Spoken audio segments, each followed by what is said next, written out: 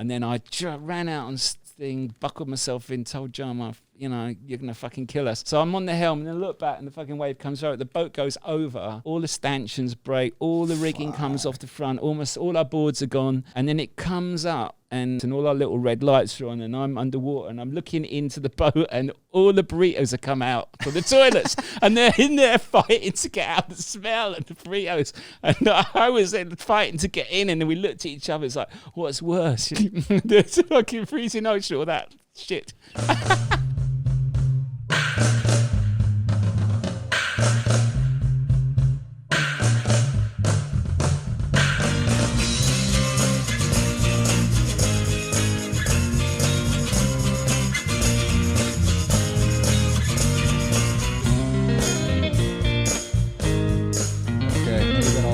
Masters in the background. These are all related to psychedelics. Right. Like Terence McKenna. Right. This is Albert Hoffman. Okay. And Aldous Huxley. Right. Yeah. So these were. You're into the mushrooms. Are you doing the product? Is that yours? Yeah, this is my product. But that's not a hallucinogenic version. That's a health. This is all health related. So we're planning to start this, but then in December, I took on this NFT project, so I'm slammed, I think. How's that going? Good. We have like almost over Justin Bieber. We got Justin Bieber going. We have about over $500,000 US in it. Yeah. With like different people, and yeah. Bieber goes on world tour next week. So what does that mean for you? You're selling? No, he's going to turn the key. The value will go up, and then we'll just hold out till maybe the end of summer, and then dump it all. I'll be following it. Good luck. Yeah, man. I think we're pumped. Bieber has too many followers. Yeah. That he's got 220 million. Yeah, completely. The guy does one post. Hey, Bieber fans, go fucking buy this. Jam it down their throat. Out of 220 million, you have at least 10,000 showing up at the door. Yeah. And there's only 10,000 pieces. Right. And it's already sold out. Right. Has it? It's totally sold. Oh yeah, it sold out like the second day. Right. We're recording. Oh, we're recording. Shit. Okay, I think we're gonna keep that in anyways, right? Yeah. All right, let's get started. Okay. All right, welcome to the Fruiting Body Podcast. I'm your host, Brendan, and we're back. I've been sick as fuck for about a month. I don't know if I had COVID. I had some sort of cough. I still feel it a bit, so hopefully Mike doesn't catch it, but I think he'll be all right. So today we do have a lovely guest. He is a music producer and director for some very well-known music videos, from Tom Petty to Jamiroquai. And we're going to talk all about that and learn about his journey and his story. But you know us, we're not all into that hippy-dippy bullshit. Unless you're doing psychedelics, then fucking rock on. All right. So let's jump right into it. This is Mike Lipscombe. That's it. I tried to just throw that together. Correct. Awesome. Okay, Mike. Right. There we go. We've already cut to time. Mike. I gotta stop looking at this. Do we need to look to the camera or to each other? Okay, Eventually, you'll perfect. forget about this. Because we can cut to some of your videos later, just quick clips, and you can do picture in picture, right? All right, we'll deal with that later. Yeah. Okay. So we met at where did we meet? The Twin Palms. No, we met about 3 weeks ago, right? Shimmer. Is it Shimmer? Is that? Yeah, But is it not Twin Palms? I'm not sure. I'm living there on Camilla around Gotcha, I came from the beach side, but I'm not sure. It might be a part. It could be part of it. It was Shimmer. Shimmer. Okay, that's all new. Yeah, I was at the Intercontinental. I did a night there, but I was so sick. I didn't really get to enjoy it. But anyways, thanks for having me, Intercontinental. Hey, that's all other hotels. You're welcome to invite me for a night. I have to say, I heard something very good about the Intercontinental. Yeah, it was good. And they just help finance a boat that cleans Camera Bay. So that's financed by them. Partly. Really? Because you kind of need it there. That water there is because of that Camilla district, right? I don't want to just say the Thais, but the locals living there as well. There's like a little river that runs out. So in surf season, like you're literally surfing in garbage bags. Yeah, I can see that. Actually, I was talking to someone on the beach, and one of the guys that rents out the surfboards, he was claiming that most of the pollution came in off the yachts, and he was showing me on the side of the bottles, like the destination or the creation of each bottle. So he was claiming. So there's a controversial. They probably just dump it, eh? Yeah. They probably come through. They dump. They don't care. They do. All right, so let's jump back into this so everyone can understand who Mike is. First, again, thanks, Mike, for joining us. Right. on the Fruiting Body podcast, we kind of go through that journey from your childhood and connecting that all together of how you got into music production and directing, specifically for music videos and whatnot. So you take it away and just tell us your story. Okay. Briefly of my childhood, I was brought up in a sort of overflow estate in outside of London, and my parents took off to the West Indies. They did a sort of voluntary overseas services. And I was taken abroad, and I went to a school in St. Lucia in the West Indies. I was like about 9 years old, and I went there for 4 years, and I was the only white kid at school. And it was a ghetto school, had no glass, no windows, and it was an amazing experience. I lived on the beach, and I really got into the ocean quite quickly in sailing. And I had one great teacher there who's an American physics teacher, and he used to make me make pinhole cameras, and I became obsessed with cameras at a very early stage. I was making my own pinhole cameras. There's the connection. There you go. And then years later, I went, when I went back to England, I went back to London, I went to college, studied art. It was in a day where you'd get, the government would pay for you to go to college. And when I left college, I didn't have any money and I didn't have a place to stay. So I had a little brief spell of living in a studio, not too much like this, but it was a rehearsal studio. And the very first interjection into cinema, I guess, or film was I rented a one-deck space in a warehouse which was owned by British Rail in King's Cross, which was a really run-down area. It was, what age are you at this point now? I was like, so I've skipped forward quite a bit. No, I was like 19. Okay. 19, so at 19, 20. So I rented a one desk off York Way. York Way was renowned for prostitution. It was a really run-down area of London. Although now it's completely gentrified. Now is where the Euro trains come in, and St. Martin's School of Art is there. But back then it was a rundown area, and I was able to get a desk space just off this guy Bernard, who was doing this Trans-African production that he was borrowing cameras from Sony to film in Africa. He basically lent me the cameras that I could say were mine, and I could hire them. And I did my first music video for £500 for some friends. Once we'd finished it, it was a band called Giant. It was my friend Gretch. Hope you see it. Gretch, I'll send you this in London. And James, who was quite famous at the time. I remember phoning up EMI Records. It was a time where you could phone up. Mick Kleber, I'd seen, was the head of A&R. And I remember phoning up the offices there, and I said, look, if they've got a video, we'd love to Mick Kleber to see. And I remember his assistant saying, just send it in. And I thought, okay. So I borrowed a crash helmet, got on the bus, took the tape in, and went into EMI Records as a courier. I went through, so package, made it express package for Mick Kleber. And they went me through to his office. He wasn't in the office, but I just dumped it on the front of his desk. And then I went back to Bagley's warehouse, and then I remember just phoning him obsessively, and eventually got through to his secretary, and I said, look, can you check that we sent a bite this morning? And she pointed it out to him on his desk, and he phoned back like about a day later and said, unfortunately, that's not the sort of artist we can sign, but we like the video, and he up for doing a video. So that's how you got kind of your first foot in the door, and that's how I'm very foot in the door for low budget video making. Then that one desk became the whole warehouse. I set up Trigger Happy Films with a friend of mine, Richard Heslop, and we basically took over Bagley's. The upstairs was all our studios. We did all the dance anthems. We did like Infinity, Guru Josh, Happy Mondays. Did Devotion, Nomad. They were big anthems at the time. So we're talking like late 80s. Yeah, late 80s. 90s, and then Soul to Soul.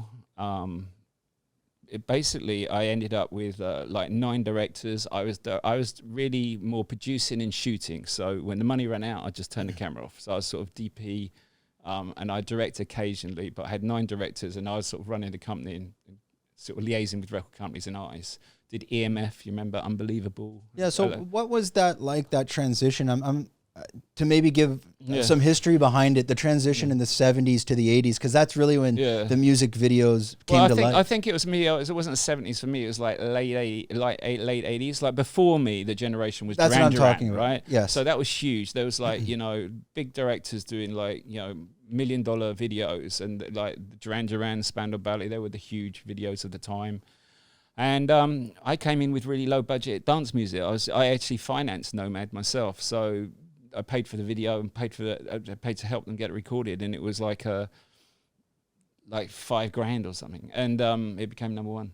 And I went on tour with them, like filming them on stage and through London. And, so when you're doing that at a young age, I mean, and I have to assume as well, I mean, you probably don't have a lot of money, and you're taking that risk. I had no money at all. I just used to put all the money back into the videos, and then I used to take E and Dance on Stars. I was really wild. I'd go to Ibiza and leave the cameras in the club and then come back and they were still all there. Amnesia didn't have a roof on, but I'd leave a 16mm with the sound gear and everything just sitting on the club.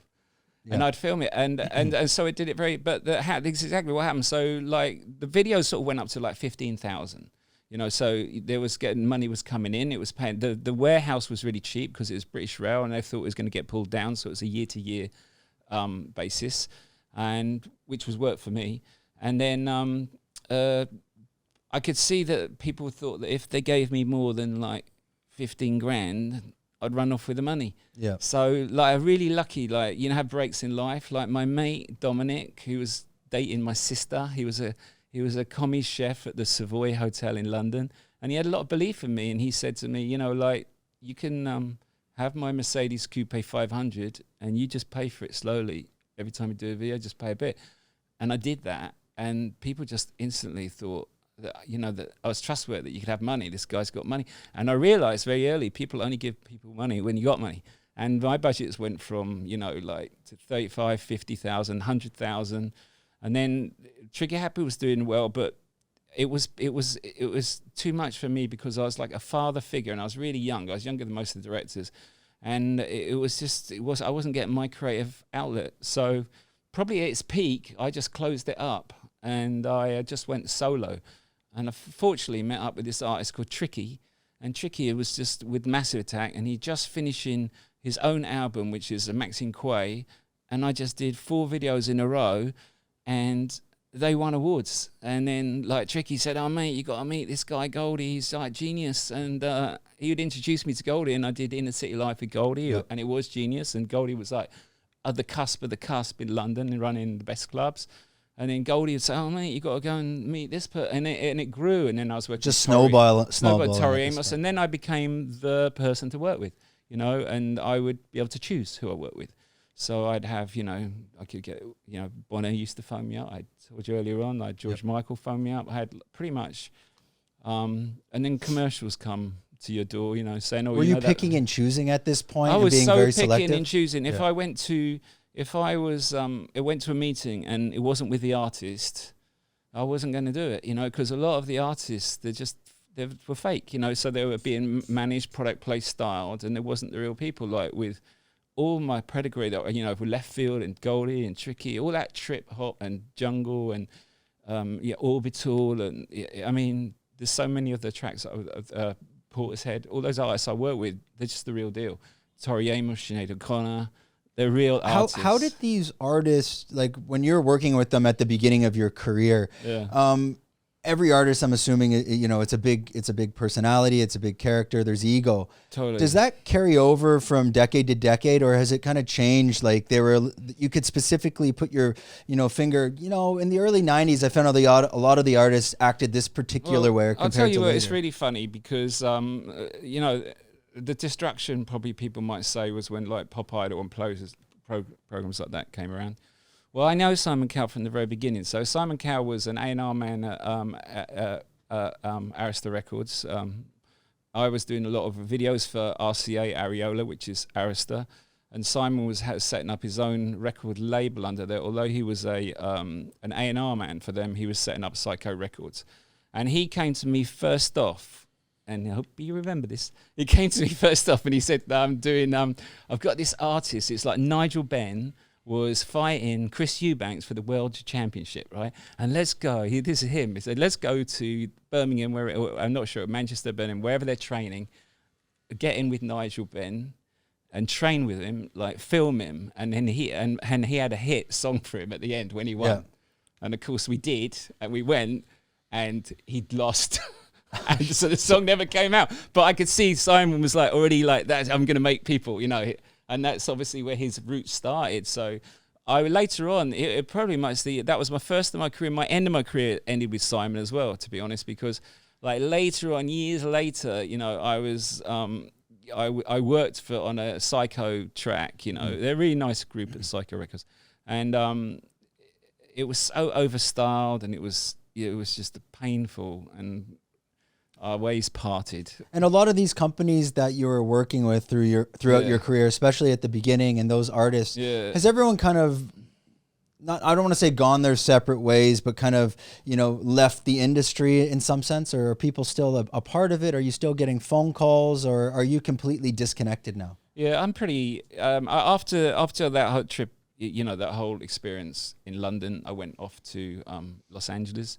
And then I started, I was doing a lot of commercials. I did some very big ones. I did like this, I would do the sort of crossover. I do a lot of like telephone campaigns, because telephones are sort of youth orientated, and they're like lifestyle. There's no product as such. So it's just a lifestyle, which really blends into music, which music videos are. And if you look at if you look at any of my works, like Simply Red, Ain't There a Lot of Love, or if you look at, you'll see the scale that I do and the detail in the art. Or like a really nice one I did was Desiree, where I had butterflies fell all over Jamaica, and it was like for a track called Life that went to number one as well. Jamiroquai, Deeper Underground. I mean, so the freedom comes with the artist, but probably answering a different question, but the freedom comes, yes, with the artist that has this trust, that you create this trust with, a bit like you. When you sit down before you do an interview, is this someone I'm going to, have a relationship with? Yep. You have to have that. If you don't have that chemistry, then it's not going to work. But then the people behind them have to be good. Like, so there was a guy called Mark. Mark used to run Sony Records. He was just really good, and he would like curate the artist with the director and then leave them to sort of blossom and make their piece. You pretty much have to get a number one. Jamiroquai's budgets was like in the millions. So you when you spend that much money, you got to have a number one. You got to have an award or something. How was the pressure? I mean, I know we were discussing that at lunch. Like when you're given a budget, these record labels, they're also expecting a certain outcome from that. Do you feel the pressure, or as an artist, you just say fuck it, I'm just going to do my what I want to do? No, you're right. So when you get to the middle level sort of music, there's a lot of people on it. A&R, marketing. They're all around you, and they're on set looking at what you're doing and coming up and saying, "Oh, what about this?"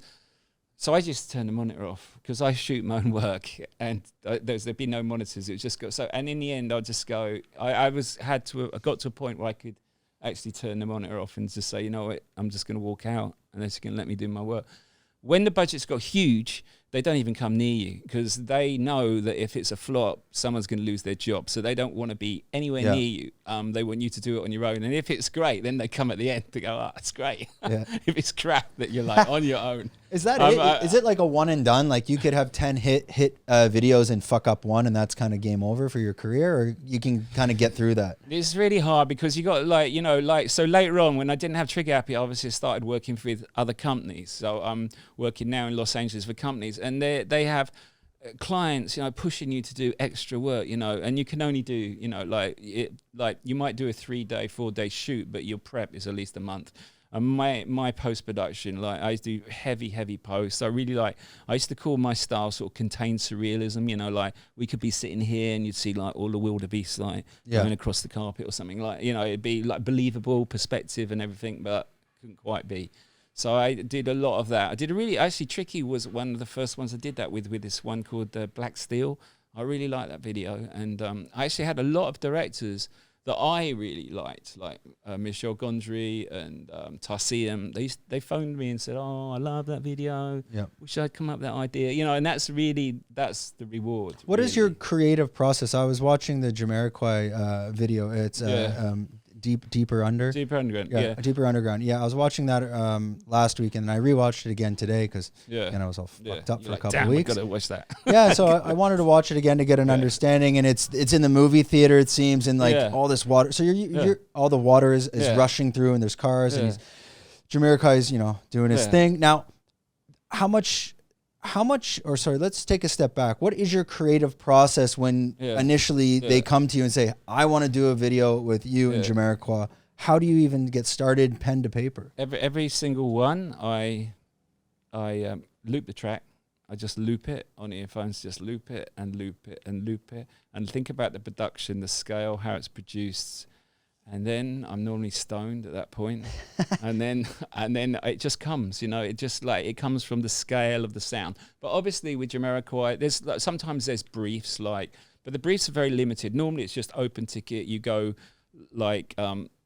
just before I get to Jamiroquai, with Tori Amos, she said, "Oh, come to Ireland," and I went and she sat on her bed and played the song and said, "What do you think?" And then you really want to do the video and you go back and write it. With Jamiroquai, it was like launching that Godzilla movie, so they sent me the stuff, so Godzilla had to be in it, right? Or something. So I only used the tail. I built that studio in Lipscombe studio. So Star Wars was shooting in Lipscombe studios.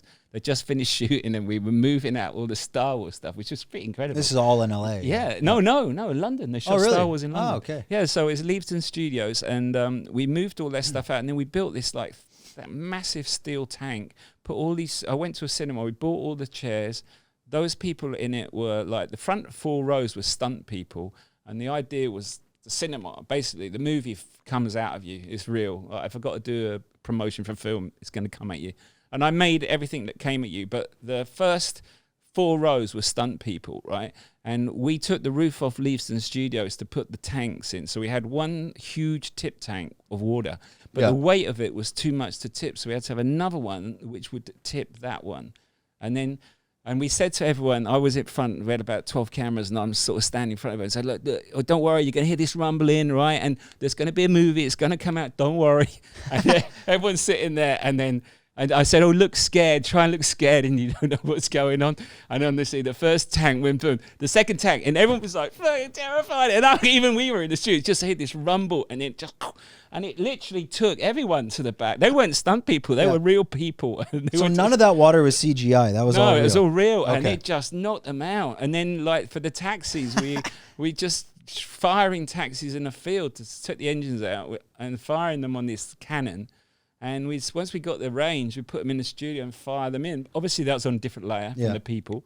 And then Jay, I went to his house and he said, what you can do? And I said, Jay, the idea is, what do you reckon? You can jump on the back of the cinema seat and balance, because he's so good at balancing. He's like, I can do that. And he just did it around his house. And I was like, perfect. And so he said, I like that. So he agreed the idea. And then when he came on set, I've had people come on set and they come at 5 o'clock in the morning, and they get on set at 9 o'clock with the makeup and hair or whatever. Jay just turned up a bit stoned in his Ferrari. I said, look, do you mind getting in this big tank of water? He just jumped in the tank of water, got straight out. He said, let's go. And it's just brilliant, so some people are just off the charts. Were you able to connect with a lot of the artists, when you were working on set, or were you disconnected, or you? Afterwards, there's a time where you're very connected because you're going through the edit, they want to see it, and you're very connected. And some you repeat, with Tricky, I did 4 videos, and a lot of artists I've done. Like Desiree, I've did a couple. A lot of artists I've returned work or done their album covers or worked with them some creative way. But the right is, but then you don't in a way, because you sort of, their lives take them on other journeys. My lives take on other journeys, and artists are very demanding, as you know. Get busy, you take on other projects, and then you're slammed. And everybody's going in different directions as well. And like you were saying, and I guess this is digressing a little bit, you were working with Goldie, and you didn't even realize he's pretty much living probably 2 minutes from your house. Yeah, exactly. And you know what? Everyone that sees me, Goldie's around here somewhere. And I thought I might bump into him, which would be great. And if I do, it'd be great. But I haven't seen him for some 20 years or more. But the experience of working with him was brilliant. He did and I love the video, Inner City Life. For what they did at the time with the budget and can't get a better track. How Timeless. revolutionary was this type of music video specifically to that? It's more of an underground genre at this point, that jungle genre that he's involved in. Yeah. What type he of was a legend influence in did that- London, and he was way before his time, and he was a very, he looks a very physical presence, but he's a real, gem to work with. Yeah. I ran into him once 2 Yeah. years ago, and I didn't know who he was because again, that's coming from Canada. That's not my scene. I was raised in the '90s, but I mean, I'm. But his background, I gather, before me was, before I worked with him, was he was doing art. I've seen all his. He was quite well known for that before music even. And your type of you're talking more about surrealism in terms of your let's say your type of production. Yeah. Did that influence any future directors that they've come back to you and said, "Hey, you had a big influence on my career and really revolutionizing the music video industry"? Yeah, definitely. I've had a lot of people, but I definitely would say, Francis Lawrence, if you're out there, who did the Hunger Games. If you look at the burning dresses. If you look at my reels, it's like burning people. I did all the technology to make someone like Manic Street Preachers is the first video I did with them, and like they're burning in it. It's like they're walking across Victoria Station and they're burning. Francis Lawrence used my producer. I definitely say I was influenced.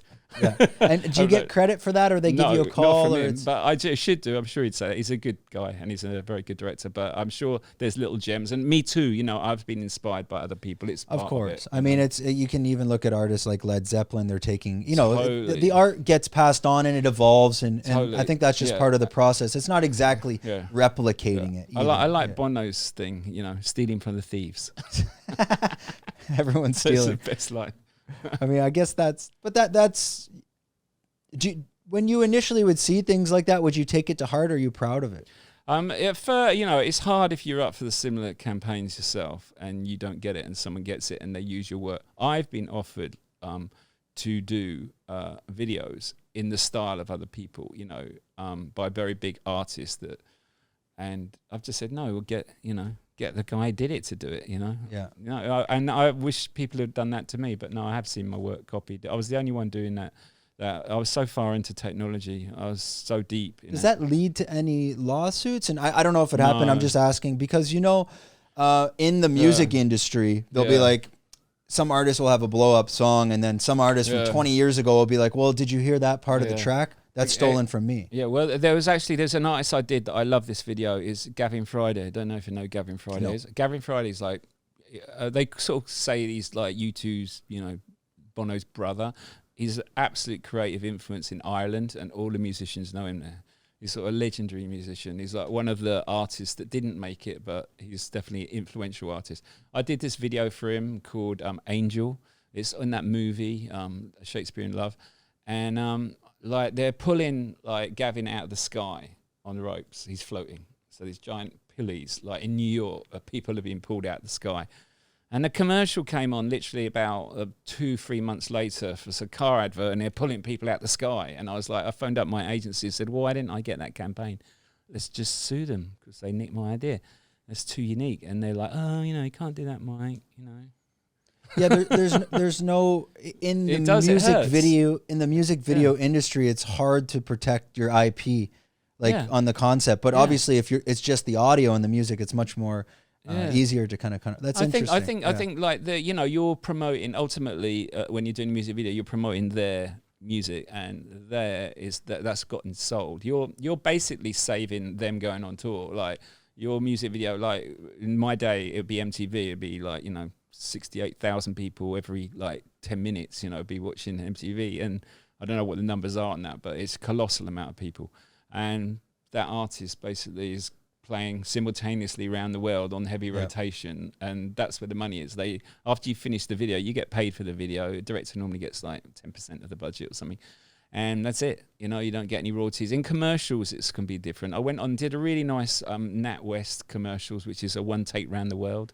And that was really like fluid one take camera, and that was a lot of technology involved in that. And that one I would say was a combination of everything I've learned. I put into a campaign it was for a bank called Abbey National that is in England that doesn't exist now, got bought. But it was definitely changed a lot of But also, like the other thing I was going to say is when you like they sell the video directors, right? You get bought by another company. They give you a retainer, and you're retained just to work for that company. They whether you're producing or not. They kind of so you can get sort of sold on in a sense, right? In that day, and you can agree to go with a new contract, and you're promised X amount of money, but also you're going to get retained for this amount of money, and might get a house, you know, if you're at the top of the league.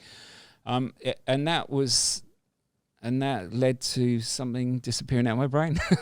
No, so from that experience, as you started pretty much from nothing. You're saying a $5,000 budget. Yeah. And just to anybody that's getting, I have some friends back home that are in A&R. I think it was like $1,000. It was like nothing. $500. It was like nothing. What is the difference between, let's say, a $100,000 budget and $1 million budget in terms of like what you get and what you can actually like the scope of work and what you can deliver? Can you explain that like on a budgetary level? Good question. I like this one. I think it's all about people quality. You know, like when you get a proper budget, you get really good technicians to work with you, and it's all about a team. Like I had an amazing DP, you know, director of photography. I had amazing art directors, amazing costume designers when I was doing big jobs like Jamiroquai. I had amazing construction.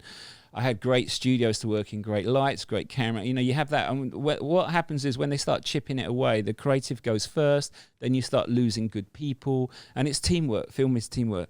At the end, I was doing commercials. They say 1 year in London is 7 the rest of the world. Well, I was doing commercials like for Coca-Cola I did all Coca-Cola around the world, but I ended up doing Coca-Cola in like Dubai. And it would be like, yes, they'd pay the director. Major budgets at this point. Yeah. And they'd pay the director the major budget, probably more.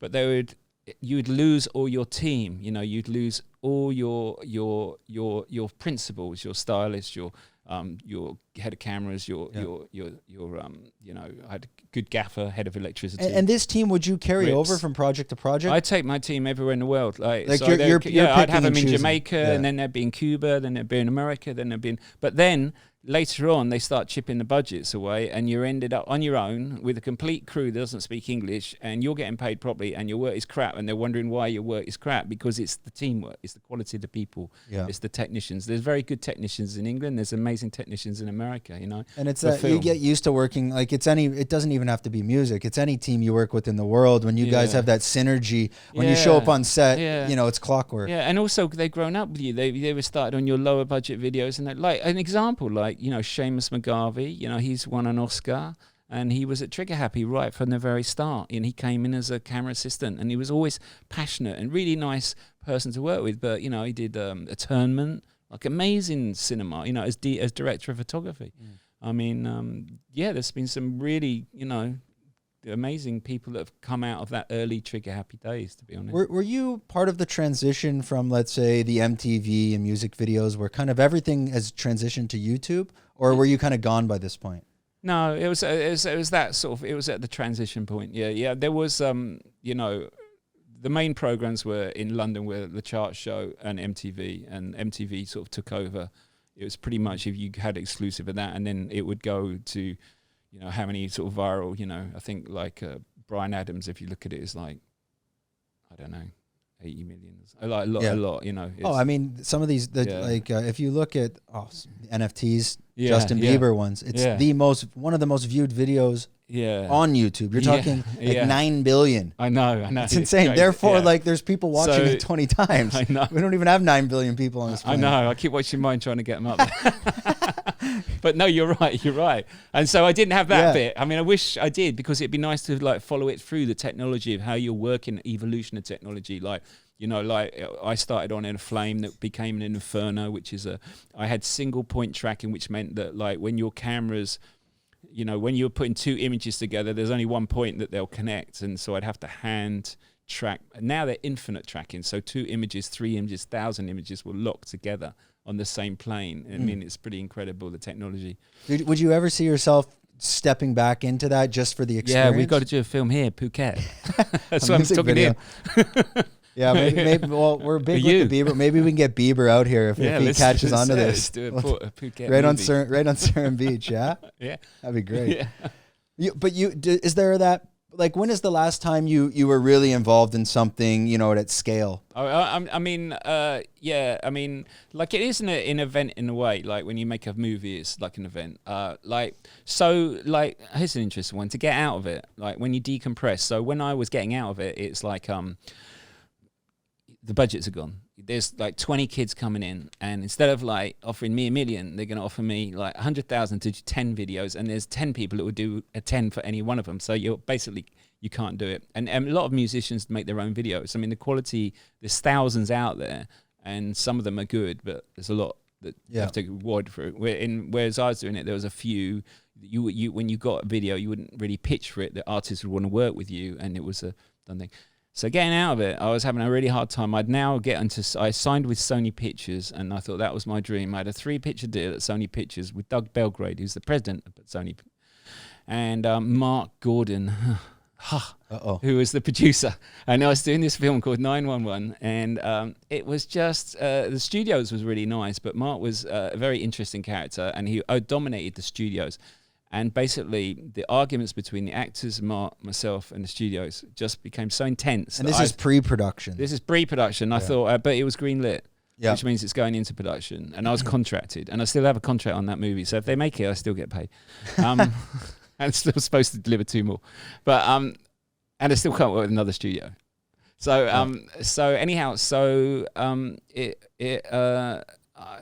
I just always thought I was going to be ill. So I bought a sailing boat. I'm glad I went through all this to get to what I really love.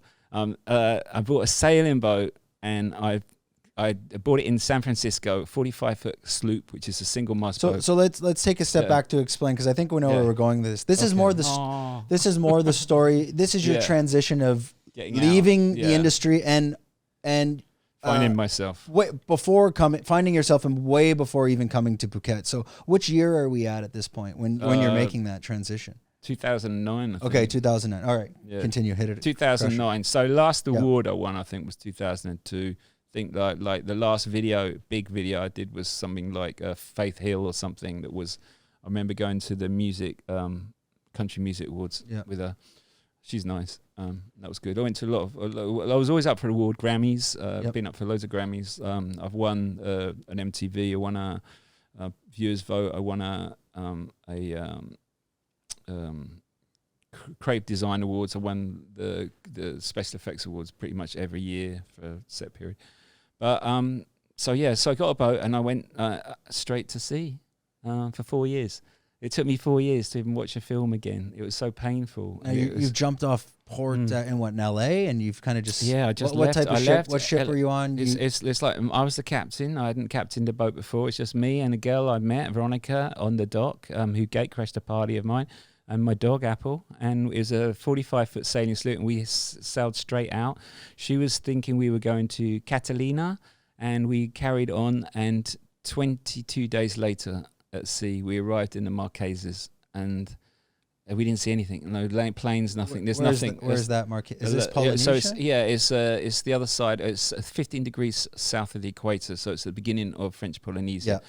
And then another 1,000 miles down, we went into the Tuamotu Islands. It was amazing. And then into Tahiti, and lived How did you prepare for that? I mean, are you just like, fuck it, I'm going that way? I was mentally unstable, and I was definitely at my end, and I needed to find something that was solid. Like being a boat is like a captain on a boat is like a film. You're directing, and you make a direction. You might have a crew, a big crew, a little crew. In my case, no crew. Yeah. But you set a destiny, and I had to have a destiny that I got, because I was working on this film that kept changing, and it was everything was liquid, and it was really awful, and it needed to be anchored. And I found, because of my childhood in the West Indies, the love of the ocean, the love of Phuket, the love of beaches, that I went back to that. So I sort of sunk back to that was the thing I'm most proud of. I crossed the Pacific, the longest possible passage between land in this planet. And I lived out between the islands, between Huahine, Raiatea, met amazing people. No one knew what I did. It was just back to normal, like getting your stuff. At this point, again, don't worry, it's not a therapy session. Sorry. Sorry. No, not on my side. But Were you running away or were you finding yourself? Yeah, I was running away, but I found myself. Yeah, see, I was going to throw that out there. There we go. Thank you. Came full circle there. He's good. He's good. Yeah, there we go. Should be a writer, right? You should, yeah. Well, you could write the film. So we had a yacht captain on here, Hugo from Hugo Hub, and he was kind of explaining to us these places like French Polynesia. Yeah, he says it's incest and apples. Did you connect to that, or was it a little bit incest and apples? Incest and apples. Okay. It's like you get out there and it's just like because they've been on this island for who knows how long, and I think it's really. I think like I can only speak like French Polynesia is really interesting because they got amazing background. Like French Polynesia is French, obviously, and there's two governments. There's the Polynesian government and the French government, and there's a little bit of the French have sort of taken over, but it's very interesting because like the French were going to do their nuclear testing there, they picked an island to test their nuclear bombs in French Polynesia. And the French Polynesians, this little archipelago out in the middle of nowhere that no voice, they all started burning tires. And the tires were getting seen like globally of these tires, and they're bringing attention to the fact that they're going to test a nuclear bomb here. And then the French had to suddenly deal with like what's going on. And so, from what I gather, and this is way before this you've is just arrived. it was not that long ago, but yeah, and they negotiated a different sort of. They've negotiated free education, free health, free, for the locals to stop and let them do They did the test, destroyed the reefs, Jesus, and it did affect the people. Definitely nice people. How was it when you were there? But what they did afterwards is put all the tax on the food. So people have breakdowns of the price of food. Like the biggest people in the hospital, like who sail in there, just are shocked by food. It's ridiculous to be able to eat there because it's so expensive. By the time you even arrive there. So that's one thing I learned about French Polynesia. But beautiful. Well, nice thing too is that everyone when I was going away, I told everyone to bring us reading glasses, and I was able to give reading glasses to fishermen in remote islands that never got the chance to, see the thread again. And so it changed people's lives on $4 pair of reading glasses. So that changed me, changed me seeing people. And now, I want to get more involved in, Thailand. It's great. What was the biggest kind of lesson? I'm sure you've reflected back on this, and you're sailing for 4 years, and again, running away to find yourself. Was there any like 1, 2, or 3 major takeaways from that experience? One was a lot of bit of understanding is like when you read in history books about how, the British Navy used to go to bars, beat people on the head, and drag them to sea. And there's something in that because like when you sail across the Pacific, you're basically going with the trade winds. So it's like a downwind run. If a cyclone were to develop, your boat's going at 9 knots. The system might be going at 10 knots, but the winds in it are going a few hundred miles an hour, but you're going to pretty much outrun it, or you're going to get away. The problem is when you want to return home, and that's what happened to me. So when I wanted to return home after 4 years and we want to get back to America, you have to go against all the weather systems. But now I became a good sailor. So I remember a couple of incidences of hitting some horrific storms, and one was when I was waiting in these little islands in the Tuamotus for a storm to roll off Australia. And the idea that I had was I'd catch the back of the storm where the winds change, spin the other way and sail north. And I did that. But unfortunately, there was a cyclone developing, coming down on us, and I didn't see it. And so we got, it was like at about sort of midnight that I could tell that the winds were changing direction. And I phoned up the weather station at Hawaii, and I gave them my position. They're like, well, just... And I remember seeing my girlfriend, I was like saying, okay, it's good, okay. And they were like, whatever you do, just go ahead, cut everything loose and go lie whole. Right, just go lie whole. There's nothing you can do. Your position's too gone. So I was like, oh, okay. So it should be what, like, like 36 hours, he said. So, all right, 36 hours would be a little rough. Okay.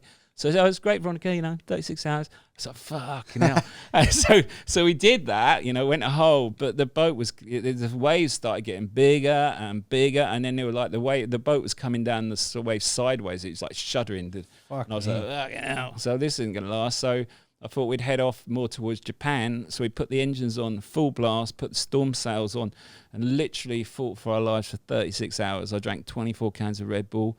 I collapsed. My girlfriend came. It's like a blizzard. And I'm like, it's like the storm is just screaming at you, howling. It's lightning, fork lightning, and you're just running on adrenaline. I'm just like totally out. And then when I collapsed, like you're strapped in. The helm's on the outside. It's totally strapped in with like wet weather gear on. And then Veronica crawled out and she unbuckled me, buckled herself in. I got back in and I fell asleep. And I remember waking up and I looked out and it was just like vertical waves dropping behind her. She was like catatonic, like just steering the boat and the waves are just coming down like that.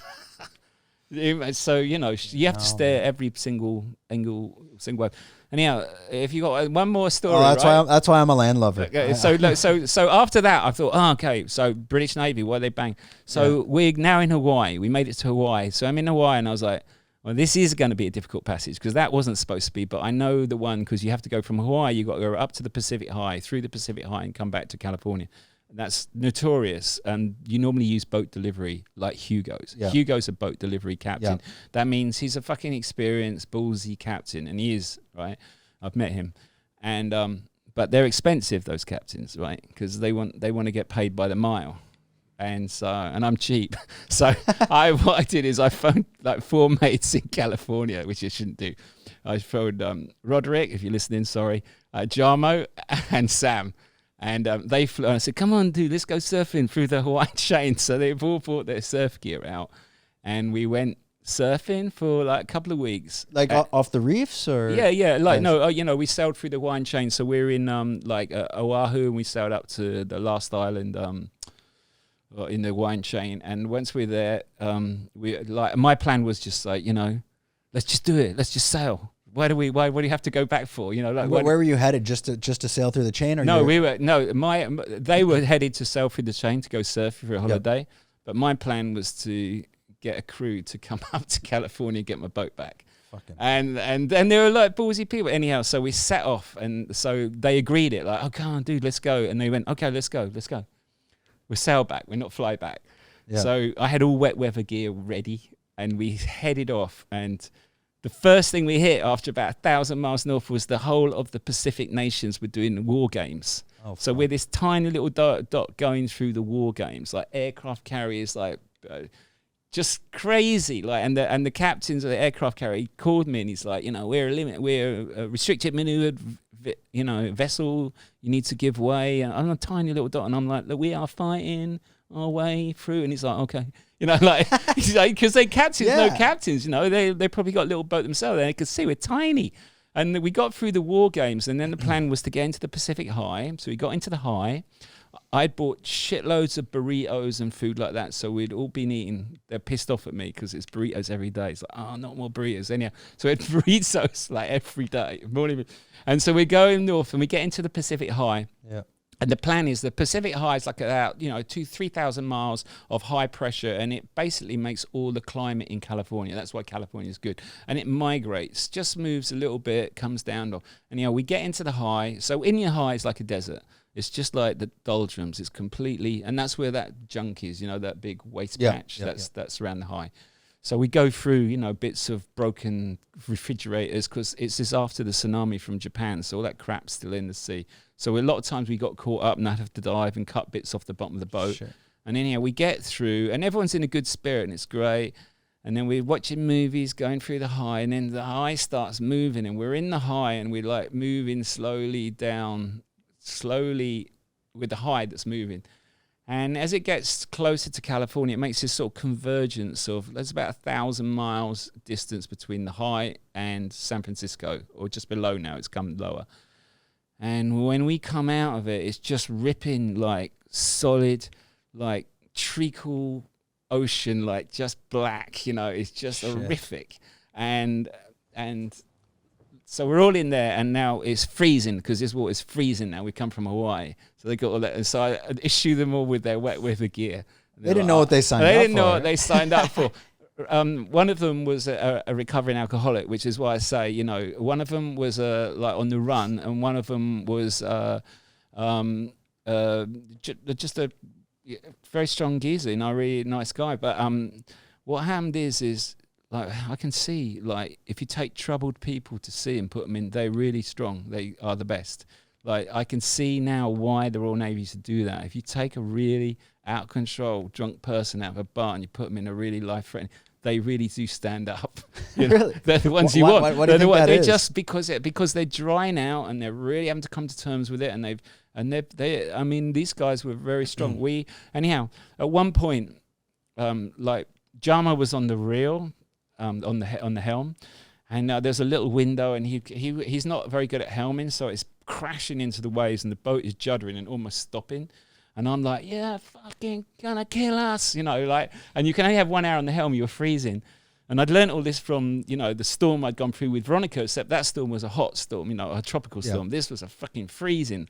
And I left the window just a little jar open, and then I ran out and buckled myself in, told Jama, you know, you're gonna fucking kill us. So I'm on the helm, and then I look back, and the fucking wave comes over, the boat goes over, all the stanchions break, all the rigging comes off the front, almost all our boards are gone, and then it comes up, and the boat self-rights, and all our little red lights are on, and I'm underwater, and I'm looking into the boat, and all the burritos have come out from the toilets, and they're in there fighting to get out the smell of the burritos, and I was then fighting to get in, and then we looked at each other, it's like, what's worse, you know, like, there's a fucking freezing ocean, all that shit. And anyhow, so when we got eventually, Jamo left his stuff. I didn't see him for a year, and he left it. Did they leave on good terms, or they were a bit pissed off? No, he left it. They left in shock. We were all in shock, but they're really close friends now, like super close friends. Like, and they came back and they thanked me for life experience. But yeah, I mean. Yeah, I learned that, you know, like the sort of people that stand up, you know, I mean, like, you know, you have to be really brutal, you know, at sea, like you go save each other's lives. Yeah, there's we had one set of dry clothes. We had to change the one set of dry clothes. After that Bruto incident, that was it. So we had to come in, strip down, put the dry set on, the dry person went out, and so we're just sitting there eating burritos. And that was it. What kind of burritos were they though?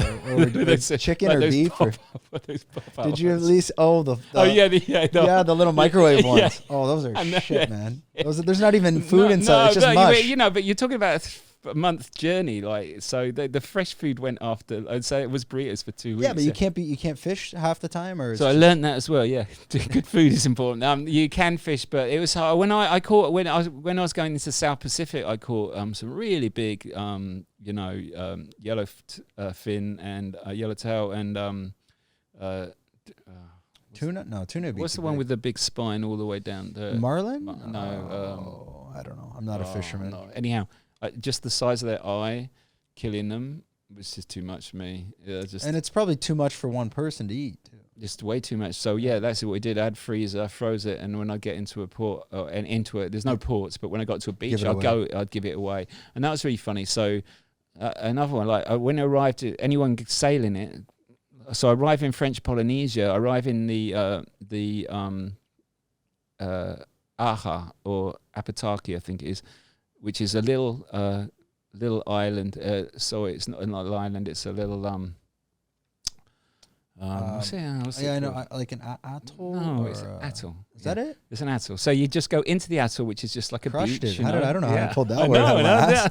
My brain, pride from directing. There we go. But anyhow, so we went into the atoll, and then like at night, you know, you arrived there. We'd been sailing. It's 1,000 miles down from the Marquesas. We've been sailing for a week. We hadn't seen anyone, and we go into the atoll, and we were in there, and then I hear this, like, you know, knocking, knock on the side of the boat, and I look over, and there's this guy like with like his hands like that, and his black pearls. He's got all black pearls. I'm like literally like about 1,000 black pearls. And I'm like, wow, you know, he's like, and he's a pearl farmer. He works for a pearl farm, one or the other, but he's got them, and he wants alcohol, bullets, or coke. Okay, cans of Coke. Yeah. And we don't have cans of Coke and we don't have bullets. We've got loads of alcohol. Yeah. So he comes aboard, and then I just, like put all the pearls out, and I'm looking at him, and it's like, wow, that's a lot of pearls. So I gave him pretty much all the alcohol.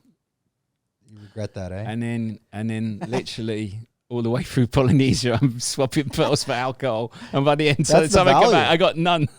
And I'm assuming because you're getting basically, let's say the factory farm, these pearls. I mean, Yeah. it's probably Yeah. worth a pretty penny. Worth, but I honestly, by the time I got all the way through the chain over years, I There's had nothing left. nothing left. I was begging for alcohol. The alcohol is so expensive and hard to get, because of the taxes, because of the burning, because of the bomb. Yeah, and getting it in there as well. It's Yeah. going to be a bit of a nightmare. Yeah. So at this point, 2009, you've went on the 4-year journey. You're coming back. And now is this Yeah. bringing us up to like back in LA, 2013? And let's connect that all together. Like Yeah. you've come, you've ran away, you found yourself, you're back in LA. Yeah. What did you kind of do between that 2013 up Yeah. until the point in which you came to Phuket? And it's a long-winded question. Yeah. And yeah. when did you come to Phuket first? So let's stitch that all together. Yeah, Phuket, I used to come, I'd come to Thailand. I got friends that live in Koh Chang.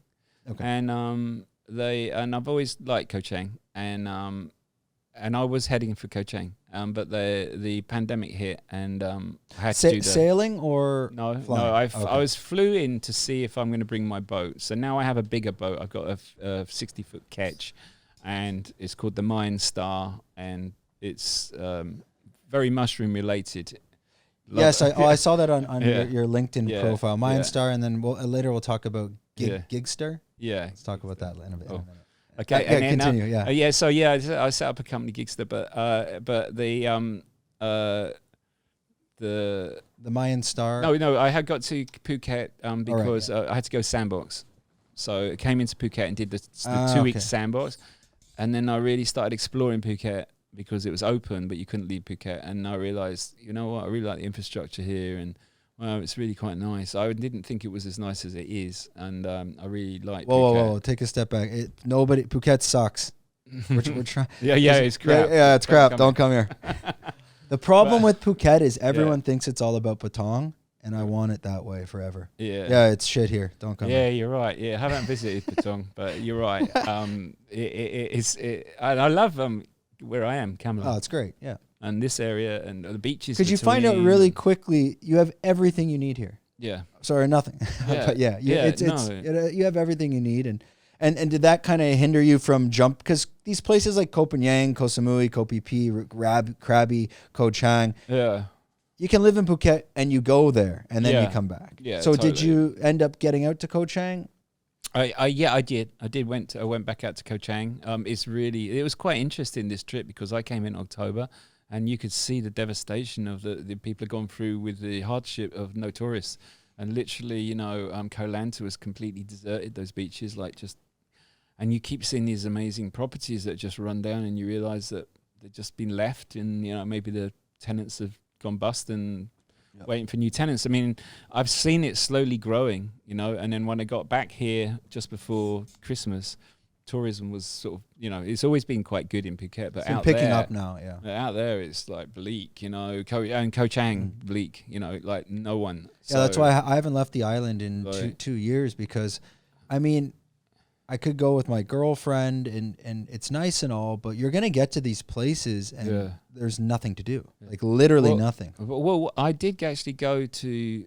I hired a longtail, just me and my girlfriend, and we went to James Bond Island, Yep. and we were the only ones there. Yeah. It was amazing. Like That's a bit of a long it tail, was eh? amazing. No, we went from Phang Na?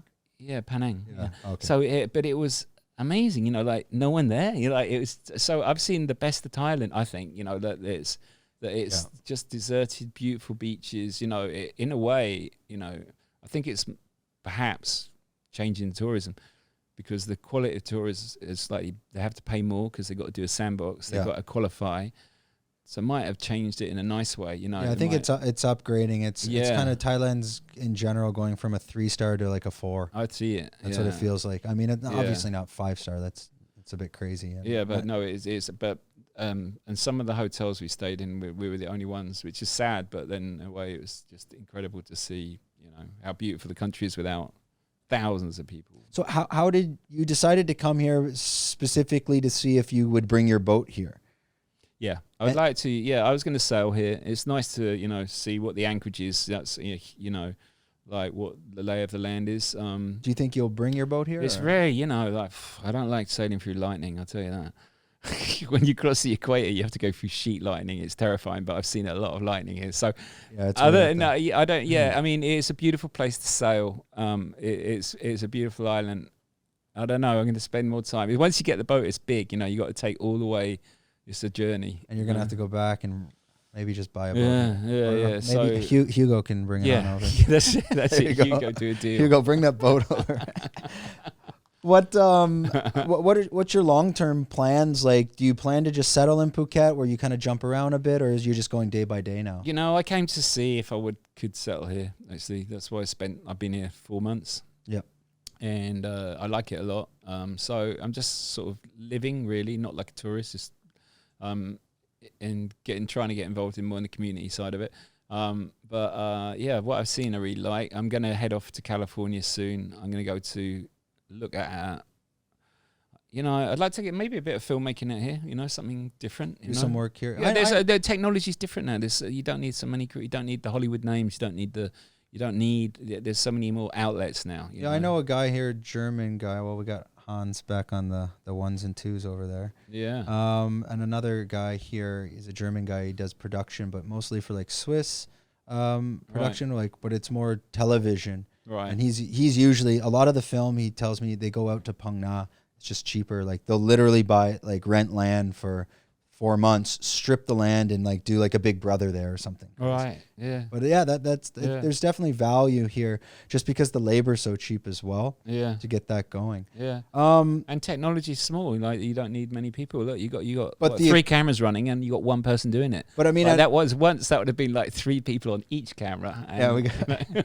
but the one thing that I had a guy that helped with the lighting. He was on the podcast as well, and he was helping he was basically explaining the one problem when you get into large production in Phuket is just the equipment is not available. Right. Where do you get the cranes? Where do you really when you want to scale? Yeah. He's like, it can get a bit difficult at that level. But then look, I used to shoot everything from a helicopter, and a drone is amazing now. So it does the job. I mean, they're so steady. Like, they stabilize themselves. So I don't know. I think you could be nice to try and film. I'd like to cross the world on an iPhone, and it'd be nice to make a movie on an iPhone, Now, the beauty about Phuket, it's specifically where we live. Yeah. I mean, the scenery is breathtaking. If you're a film producer living in Toronto, Canada, you got to take your whole team halfway across the world just to put something together. And obviously I'm not in the industry, but what is your opinion on that in terms of like the natural environment that you have to work with? Well, I mean, the light levels are incredible. I mean, the locations are stunning. It's just the stories. I mean, good stories would work anywhere. So I haven't really seen the equipment you got. Seems pretty good, but I haven't really seen. This is basic. I haven't seen much. No. I haven't seen the film side of Phuket. I don't know what bringing it in would be too difficult. I can't imagine that it's so much smaller than it used to be. You've stepped outside of the directing and the production. How many years has it been now since you've really kind of picked up the camera? Yeah. Professionally like that, 10 years. Yeah. Is there a part of you that is still, it's kind of like the retired sports athlete that wants to get back in the ring? Yeah, it's painful. It's really painful because the way I left it, I left it at the top in my dream to get the studio, to get a deal to do a film of that scale was a dream, and it was a great film, psychological thriller, and I really liked it. But to step away from that, it'd have to be really bad, and it was terrible. Like the middle management and all the arguments and the creative frustrations is just destroying. I didn't have children. I'd really put my whole life into film. I've done it all my life. And at that level of scale, I mean, it's kind of... And it is hard because if I started now, I would never be able to get those technicians again. I'd have to work my way back. And build the team and build a team, and I mean, and some of those technicians are still in it, like you say, and some are gone. The ones that that seem to have, I mean, the directors of photography is a good one in a way. If you're going to think about getting into film, I would say directing is so painful, it's so emotional, it's so, you give so much of yourself. But if you DP it, like you shoot it and you study the lighting and you create the atmosphere, it's a lifelong job because you don't get the pain, you don't suffer so much with the story, but you do get all the rewards afterwards, So, and I think there's more longevity to, like, director, you either direct or you don't. You have to make your own projects. You have to really inspire people to believe that this is a good project or not. It's tiring. Directors specifically, like from the movie industry, who inspires you? Well, the ones that really inspired me was Tarkovsky. He's a Russian director. I loved his work. I just love this camera motion. I like his poetry in his dialogue. I love Mike Leigh, his confidence. He's an English director. I love the way that Mike Leigh is confident enough not to even move the cameras. He choreographs the actors to the camera. He's just a genius director. That's a real confidence, that another level. I like, old English movies like, Performance, was that Donald Cameron? Although Nicholas Roeg got credit for it, I think he was the DP. But obviously, Italian cinema, like French New Wave cinema. I really like all the classic cinema. I do like David Fincher's works, Fight Club and everything he's done. He'd probably be the one I most like today. I really don't like a lot of Hollywood movies at the moment. Yeah, I mean, I've always been a bit of a film buff, and anytime people ask me, like, what's your favorite movie? Usually the question is more, who's your favorite director? Yeah, who's yours? I would say Kubrick is up there. Right, yeah. I can go back to, like, Ingrid Bergman. Yeah, totally. I jump around. Like, I like your Wes Andersons, your Paul Thomas. Paul Thomas Anderson as well, I think. Yeah, I know. Paul Thomas Anderson's producer. I used to work with her in London at the beginning of our days, Joanne, and she's really good. And she's done all his movies, and they stuck together. So that's another thing. Because I came from a poor background, the money was more it could influence me. I would take jobs in commercials that perhaps shouldn't have, because it was flattering. You really just got to the producer-director relationship has got to be the ultimate stick together, come what may. You got to have the right producer from the start. Maybe some of my producers like money too much. What is the role of the producer in that sense? Is it purely monetary, or are they providing like creative direction as well? It depends on what industry. So in cinema, a producer might actually find the script, find the writers to work with, find the director, cast it. A real producer would do that. But in music videos, a producer really, the director does that. The producer really pulls all the gear together, gets the crew together, gets them paid, negotiates their deal, finds the locations or recommends locations, makes it all the logistics work. In cinema, the producer's really being more creative than the line producer. In a cinema is actually doing what a producer does in music videos, which is pulling all the gear together, getting the deals, so they got to have a very great understanding. A good producer should have a good understanding of the technique of making film and what equipment. Some of the mistakes I've made in my career is I've had producers in London that have booked the gear for me before I've even looked at it. So you've turned up on set, like one particularly in the south of France. I turned up on set with all the wrong gear, and it was a lot of money and a lot of gear, Technocranes and all this huge lighting trucks, and it was all wrong. It didn't need that. It needed different gear. Wrong in what sense? Overkill or just equipment you're not comfortable with? It was the wrong way to have done that project. It needed like motion control units, not Technocranes. It needed different gear, similar, but it does different things. And then when you're having to make this very high-end script on the wrong gear, you're making machines do things they're not built to do. It can be really frustrating. That's something, you really need a knowledge producer. You need a creative producer. A good producer is creative, And so let's go to, well, it's not such a lighter note, but because we are a medicinal mushroom company, or who knows, now we're an NFT company, we don't know yet. But what are your thoughts of different types of, I don't want to say so much, not just psychedelics, but maybe things like Cambo, ayahuasca, psilocybin, magic mushrooms, even LSD. Have you ever used these types of, let's call them medicines, for personal healing? Yeah, I've used Cambo. You know, Cambo is quite a sort of brutal sense of cleansing. You know, it's like I believe it resonates all your organs at such a high frequency. Well, let's explain in case no one. The Cambo is with the frog venom, and you're burning yourself. Yeah, it's a frog venom. They put it onto a stick. I think it originates in sort of the Amazon. The frogs are illegal to bring out of the Amazon, although Cambo itself is fine. And you put it on little on my arm. I had it like little dots, and then it's burnt into your arm. It reacts very quickly. Like within a few minutes, your head feels like it's going to explode. It's really uncomfortable. Your all your organs start like vibrating at such high frequency that you basically shed everything. So it is I can see it would be good for. I don't know you can't say what it can cure, but I can see it could cure a lot of things because you're cleansing such a rapid getting that pesticide out of your body. I have to experiment with all sorts of mushrooms. Incredible. Like, you know, like now they're just realizing what they are. In California, they're going to like legalize. They're going to have their very first like decriminalize. Yeah. I know it is in Oakland. It became decriminalized in Colorado as well. Okay. Yeah. So it's amazing. I mean, that's one nice thing about California.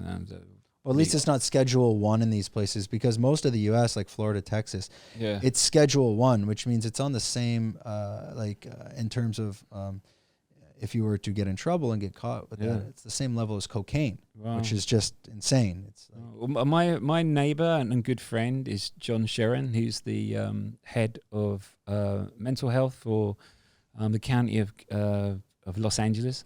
So it's a really high up position, especially during the pandemic.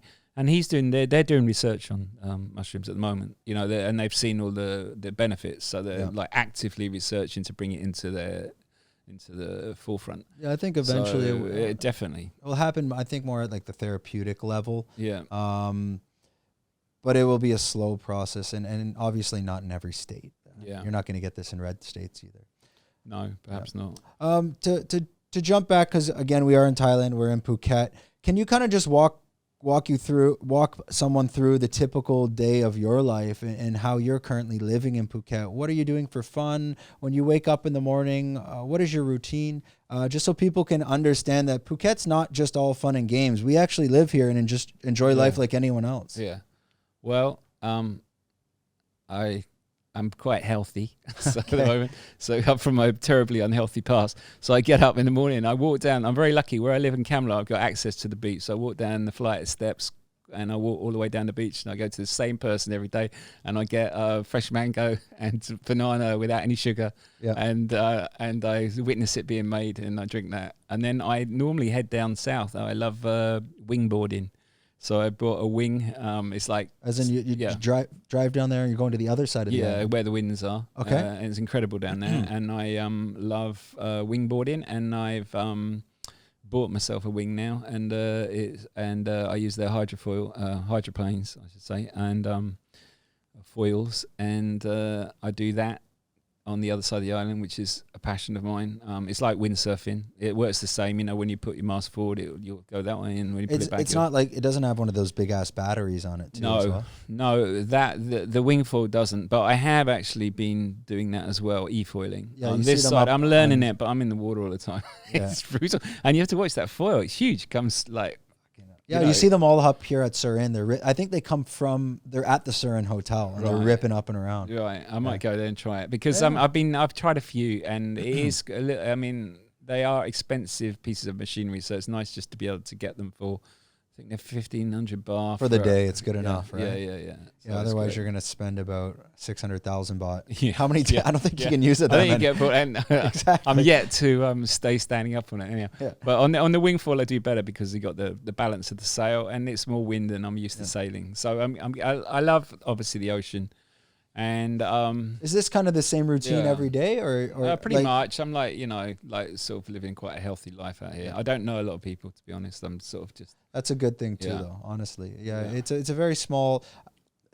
it kind of reminds, like from Canada, we have cottage country. And kind of when you get up to cottage country, you know how you're out in the boats, everyone's doing this and doing that. Yeah. It's nice at times, but there's other times where you go to dinner or lunch and you don't want to see anyone. Yeah. And then, you gotta keep a face on. It's a very small community, but it's good. Keep it as small as you can because it's nice too. Right. Okay. I did go. I went sailing with Hugo, who you had on here. So I did meet him, and that's where I realised he is a good sailor. Yeah, he was great. He came and he anchored his boat in, or one that he was delivering in Kamala. Okay. And I met him, and he said, "Come join it." When we took the boat up to Yacht Haven, and it was a great day just sailing. I love sailing. So things like that, really. And are you doing any other types of activities? Because Muay Thai is popular on the island, or yoga, or even just meditation. I do yoga, yeah. I do yoga. I do Bikram yoga, but I've set that up where I am. It's hot enough here. You don't need to go to a studio. Yeah. I mean, obviously, there's been the pandemic, so I've been a bit aware of that. I run Bang Tao Beach twice. I do it like front to top to bottom. Bang Tao Beach. Bang Tao, yeah. Like it's about 14 kilometers. You run that? I love it. Jesus. I'm addicted to it. That is a serious. Twice a week. That is a serious run. I know. I'm crazy. And you're going there and back. And back. That's 14K. Yeah, and it takes me it takes a while, but I mean, I would do it on tides. You know, I wait for the tide to go out. Where do you start? Like right by the little fisherman boats here? No, I start down the other end. You know, in the national park at the bottom there. Oh, you go all the way to. You start at Land. I park there, and then I run up to Catch. Okay, and then back. Catch just before Catch because there's a water. Yeah, it comes. The jetty comes out. Yeah, there, and then I go back. I love it. How do you? I try to do Surin, but some days like if the tide's too high, like the water's like that, or the bank's like that. I just do it on tide charts. See, I live in California. I live on a beach as well, and it's tide charts. So you wait till it's way out. And I just that time of year, everything, you know. Now they're great, you know. So yeah, but I mean, low tide tonight is probably 7 o'clock, but I catch it just before sunset. Okay, as low as it can go. I kind of run around here. I'll run from here all the way up to that lookout in Camel. Yeah, when I can. I just do it on the sand. I don't want to hurt my knees. Yeah. So what time? We got to be past an hour and a half now. Yeah, 1:20. Oh, perfect. See, I always spot on. Perfect. So before we wrap it up, I think we've covered everything. Stories, mushrooms, and who do I invoice? Yeah. The invoice is coming. Hans is going to say, I get the invoice. I get paid in mushrooms. Yeah, exactly. Everybody gets paid in mushrooms. That's what they come in. Sounds good. What is, so you're kind of waiting it out here now and just enjoying life. Is there any immediate future plans or what's next for you in the next couple of months? Yeah. I mean, I'm sort of, I've started discussing maybe leasing where I'm staying for a year, you know? Yep. I've got to go back to California and sort some stuff out. You know, I might be changing out my boat. I might like to do some documentaries here. Yeah. I've got a good idea, I think. Okay. Yeah. Are you allowed to speak about that or kind of keep that? No, because every time I speak about it, someone does rips it off. For me. Yeah. Well, we started to do one. Before Hans, I was doing a documentary. Not so much a documentary, like a series. Yeah. I was calling it People at Phuket. Yeah. And then actually someone came out before us and did it. But I mean, sorry guys, but it's shit. Is it? Oh, it's shit. Yeah. Just fucking tag that one and clip it. Yeah. But we had this idea, and our idea was the people that come on the podcast will then make like a day in the life of them where it's kind of an interview, but it's more intimate. Yeah. With B-roll overlay text. So like imagine we're interviewing you, but that interview we actually filmed one. We interview them in their home. Yeah. And then we talk about, it's more about what is your daily routine. And it's just a 10-minute video and to diversify the podcast. So people anywhere in the world, if anyone's in the music industry, they can connect to that and be like, fuck, I can come and live there. And oh wait, Phuket and living overseas is not just party, beach clubs, drinking, raging. It's like, no, you can have a normal life over here. Actually, that was kind of the intention of it. No, it's great. I mean, the people I have met are pretty much just working here from home, from wherever they live in the world, and they're loving it. You know, there's a lot of people here now that are not leaving. They're just trying to get visas to stay out, carry on working. Like, you know, they're big sales companies. They don't need to go to their offices anymore. There's one person I know who's got a staff of 20, and he's here and he just manages it from here. Yeah, and as long as you can do the time zone, that's what's important. Yeah. If you can get along with your time zone. See, I work with China, so it's okay. Right. But I mean, yeah, if you're working in the U.S., maybe not so easy. Yeah. But it's a pretty simple life here. The beauty of living here is that there's no more commuting to work. You just get up, you go.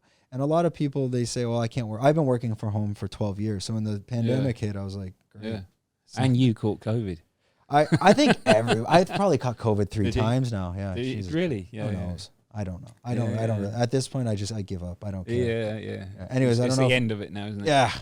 I think we're all getting out of jail now. So. Yeah. So what's it from the other side of Phuket? Yeah. Is this normal? I mean, is it now fully tourists? This is busy. November was busy. When you came, was busy. It's dying down now. Okay. If you went to Cern Beach like last high season or even June, July, there was literally nobody. Right. We even had lockdowns here and everything where like there were regional lockdowns. Like there was a point where like you're in Kamala, you wouldn't have been able to drive here. There's police barricades.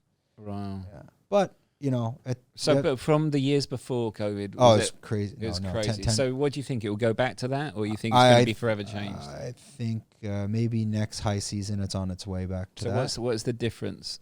Double what you saw. Is it China? Yep. Because it's closed, isn't it? It's less Chinese. Well, the Chinese aren't that bad because they stay in the resorts and they stay on tour buses that are prepaid in China. Right. So a lot of the money in China for tourism never leaves China. That's terrible. It is what it is. Yeah. And then when they come here, they go on the tour buses and they go to all these hot spots that we would never go to anyways, like Promtep Cape or something stupid like that. And the Chinese, they will just be at a big Chinese resort. They even have specific resorts for the Chinese off the island in like Koh Yao Yai. I ran into one once and I speak Chinese, so I got absolutely wasted with like 100 Chinese guys one night. Wow. The resort is only Chinese. Wow. So they kind of like, seclude them in that sense. And the Chinese, you don't really see them too much at the restaurants because most of them, they don't like a hamburger or a steak or a pasta. So what they end up doing is going to Chinese restaurants or going to the 7-Eleven and getting cup of noodle. So you'll see the buses pull up to the 7-Eleven and they will just rape the whole cup of noodle section.